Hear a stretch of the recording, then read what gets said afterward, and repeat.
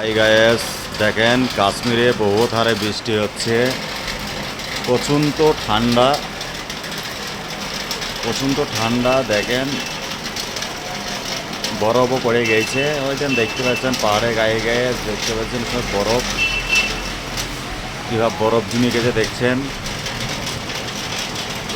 দেখেন আর একটু live share করে দেন।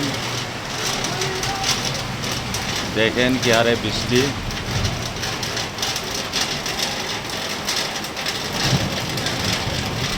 রাস্তাতে গাড়ি চলাচলই খুব অল্প, বন্ধ হয়ে গেছে।